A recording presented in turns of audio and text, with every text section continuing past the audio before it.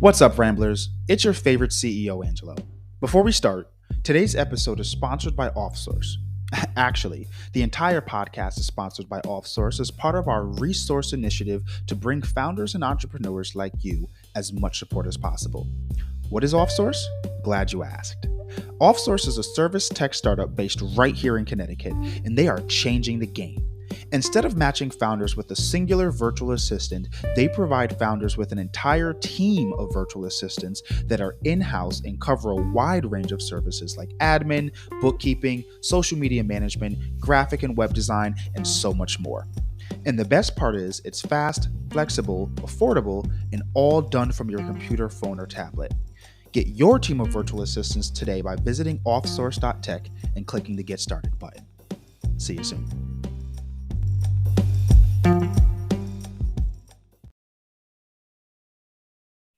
Hey, what's going on, Ramblers? Welcome back to another wonderful episode of The Ramblings. I'm your host, Angelo Roberts, and we're going to get into some very deep operational advice today. I want to just go very fast, very strictly, all around operational. Mainly because I feel like I just figured something out, and it can help a lot of people. Now, obviously, people are only going to take my word, but so much.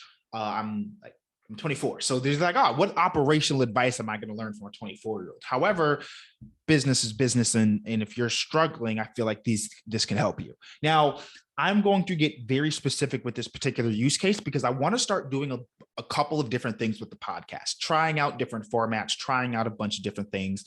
I will be pitching up 2 new podcasts specifically for those purposes, but really kind of want to get some feedback and let me know what you guys think about like doing, or at least adding segments to a podcast, right? So maybe adding segments or making it a little bit more organized. I call it the ramblings because I love the ability to be able to talk, right? To be able to just go off topic and just go with where my mind wanders to me. But I have like these particular things I really want to talk about right now. And one of them is I want to bring like a use case for something very specific right now. So I'm going to make this going to be like a super short podcast. I don't have a lot of time anyway, but I know that this is going to bring value to somebody. And if someone actually implements this and does it, they will get at least one client. That's what I'm going to say. And it's skewed in that particular sense because it's not like you're getting a client. It's probably going to be a client that you worked with that no longer is working with you. But let's go into it. Let me lay the groundwork for the scenario, right? So let's say you're a company or a business, and you've been in business for a little bit of time. They're going to say anything more than a year and a half, right? Because anything under a year is like, you're still growing. We understand. Now, obviously, we love to look at these unicorn stories where people went from 0 to 100,000 in 12 months, but the chances of that happening are very slim, right? And in order to make that happen, ramble side note, people always say, things are achievable, but are they achievable? Are they achievable for that person in that circumstance, right? So going 0 to 100,000 in 12 months is absolutely doable, but is it doable by your standards? And are you willing to put the work in to do what has to be done? So if it was, say, a 50-50 guarantee, like let's raise the stakes, right? Let's say you had a 50% chance of succeeding, of going from 0 to 100 if you were to implement X, Y, and Z. Do you have the capacity to execute X, Y, and Z? That's really where the question comes in. Do you have the ability to execute upon what it is that your strategy or your plan is? Anyway, so let's just say, we're going to take a startup, take a company. They're a year and a half, 2 years in business, right? And so they have not gotten or hit milestones that they would have at least predicted or would have liked to hit at this particular point.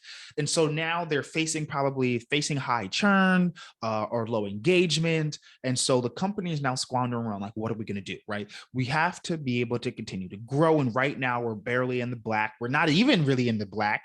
And we're having trouble finding out what the actual problem is.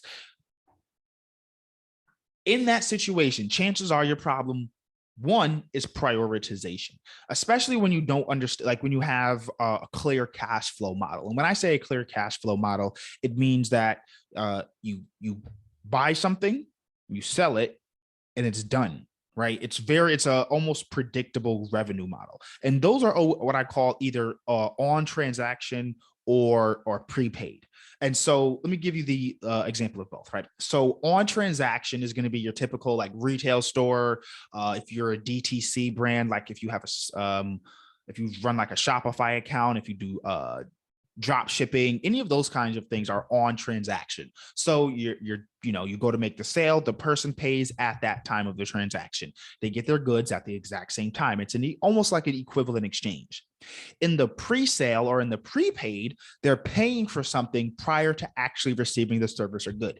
And so, for example, in OffSource, they prepay. And so they're going to give us money to do work, almost like if you were to have a prepaid phone or when you go to activate your phone bill on a no contract plan. You're going to pay for something and then receive the services. However, a lot of people are having, or agencies or different freelance businesses have a lot of trouble because services are usually done on an invoice model. And so let's just call this particular this startup a service-based business. The reason being is because if you're a product, you're on transaction. And so now your cash flow problem is going to be a lot different. I don't necessarily want to speak on a DTC brand cash flow problem yet. What I can speak on is a service-based business cash flow problem. And so usually when you're in a service-based business, you're going to perform the work and then bill out. So think of like your freelancers, like website builders, landscapers, barber shops, things like that. The issue with that is you have an increased chance of someone running off with your money. What that means is, did you just have an increased chance of someone not paying you after their services? So if, for example, you do taxes, right? You can say, we bill out, we do all the services because you want to make sure you're accurately doing their time. And you say, okay, it took me 10 hours. I'm going to bill you for $2,000. That's $200 an hour. I kind of just pull that number out my butt because my accountant charges me $225 an hour. So let's just say, he did 3 hours of work. No, we said 10. So $2,000. And let's just say they don't pay. But you've already accrued the expenses that are required to complete the work. So that means you've actually spent the man hours to do the work. You may have, paid for the software that was needed. You already paid your dues, if you will, in order for the work to be done. And then you actually did the work. Now, in order to recoup and actually have a profit, you have to have that person pay. Now, you never know that person's particular pockets. Even large brands skip out on payments. So don't be remiss to think that because you might be working with a large brand or because it's a large company that you're not going to go defunct. Think of it like this. In the pandemic, when things went to crap, who were the first people to go defunct? I mean, the people that just didn't have the money saved up, and the people that they went defunct on were smaller people because they don't have the same ability to collect those recourse. And they can always just go find another one of you. They may not be able to go find another supplier within their supply chain, right? So that is going to be part of your pressure. So going back to this use case and example, right? So we have this startup or this company that's roughly 1.5 years, 2 years old, that's having a supply chain problem, not a supply chain problem. That's having a cash flow problem, and they're a service-based business, right? Here's what I always say. Let's start with understanding and mindset. The very first thing is, because I've actually had to solve a problem like this for a service business, is do not be afraid to ask for your money, and ask for your money immediately. Do not be afraid to ask for your money because that's your money. You already did the work. A lot of service-based business owners, freelancers, whatever you're going to call it, they have trouble asking for the money. And I have trouble doing this because we don't know how good of a job we did. We're nervous. It's like they know they should pay us, so why aren't they? Don't think like that. Ask for your money ASAP. If you have to, do a deposit. That is extremely common and is a very common practice. 50% before, 50% after. The issue is you can still catch a cash flow problem if you're not moving fast enough and collecting your money fast enough. Now, you're thinking, well, what if I'm still collecting payments and I still have a cash flow problem? Let's get this. Not necessarily a client, but I worked for an owner who had a problem like this, right? The issue with cash flow and invoices, even when you're getting paid, is that it's on a time limit, right? So let's just say you push out $500 in order to make $200. So you spent $500. There's a time limit that needs to be done in order to recoup that $500, because then it's going to create a cash flow problem if you don't, especially if they tack on like late fees, or if you have overdraft fees and things of that nature, right? Let's take a small business owner, because you guys, chances are you guys are probably small. So there's not a lot of money in the bank already. Let's say there's $500 in this bank account and you want to use that $500 to make that $2,000 that we talked about. So you're going to go out and spend, say, 400 of those dollars. And that's going to leave you with $100 in the bank, because that's going to be for, say, safe keepings and for some marketing or whatever, right? But let's just say you spent that, you spent 400 of your $500, and now you've done the work. You're now going to be waiting to be recouped that $2,000, which means you spent 400 and then you dished out, and then you spent 400 and then you're getting back 2,000. So you're going to be netting like 1,600. However, you have other expenses to pay, normal overhead. So now what happens is your $100 is now depleted because you had to pay software. Let's say they started taking a little bit too long, right? So now that software came out. So now that software that was $100 is now your account at zero. So now you have $0, but you paid for your software, but you're not really stressing because you have a client that's supposed to pay you $2,000. So that's going to recoup and put you in the black anyway, right? Check it. What happens now when they take a little bit longer, then something else has to come out of your account, and now you're scrambling, and now you have to have a late fee. So because this client took too long, you now have to pay additional monies. And so that can create a cash flow problem, especially if you are already having low margins and you're already trying to allocate the actual monies that are coming in, because now that money is going elsewhere. And whether it's in fees, whether it's in lateness, it's creating a cash flow problem. And so the three best ways to alleviate it are: one, prepay. Have a client prepay. Now, the hard part is you're probably going to close a little bit less deals. And the reason being is because people are going to be skeptical about, hey, is this even going to work? Like, how's this going to work?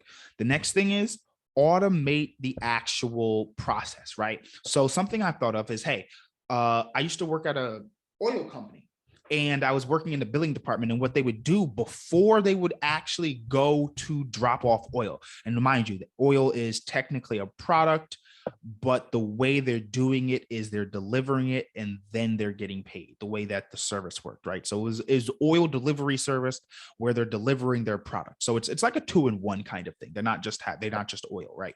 So what happened is, what they would do is whenever they had a call and they needed to make sure that they had the money. So, hey, we're going to go drop off this oil at your house tomorrow. Now, we don't know how much oil it's going to take, but this is how much we're estimating. And so we have to be able to do that. So what they would do is they would slightly overestimate and then authorize for that card. And so when an authorization on a card is, it's basically almost kind of like a hold. They're checking to see if you actually have enough money on your card. And so if you don't, they won't come out there. And so what happens is they say, you know what, we're going to place a hold on this card. And then once the next day comes, we're going to fill it up. And let's say you're on hold for $200. And we only used $150 worth of oil. We're going to, release that other $50 that was on hold and keep your other $150. And so that way, essentially your money is in this limbo state to where the client still has it, where it's just, you authorize, you just wanted to make sure that they had the money. And then you had automatically pull it out after the actual transaction is done. And so now there's just no middle communication that's like, oh, well, can we hold off? There's none of that. You pre-authorize, so they have the money, and then you made sure you let them know, hey, after we complete this particular service, we are automatically going to pull your funds out of the account because that's what the authorization is for.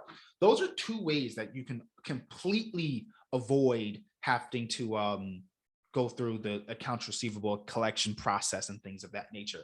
So those are like two operating answers that if you happen to have a cash flow problem, and that just means that money's not coming in fast enough or money is going out way too fast. Those are two ways to cure that problem, right? Make sure that one, you're pre-authorizing to make sure they have the money and you're immediately pulling the funds if prior to leaving the site and after the transaction, or you prepay, which means they pay before you even start any services. And so you have the ability to operate post with that instead of operating pre, which really, again, creates a cash flow problem. So if you have a cash flow problem, look at where that problem is. Is it before the money gets to your account, or is it after the money gets to your account? If it's before it gets to your account, that's a very easy fix. If it's after it gets to your account, you're going to want to look at your expenses and see, hey, what can we cut down on? What is ancillary? How can we increase our bottom line? Which I'll say for a different thing. But I wanted to go 100% operational. And I felt like that was really fast. So maybe in like 10, 15 minutes, you guys gained a lot of knowledge. Anyway, I'm Angelo. I'll catch you guys on the next episode. Bye.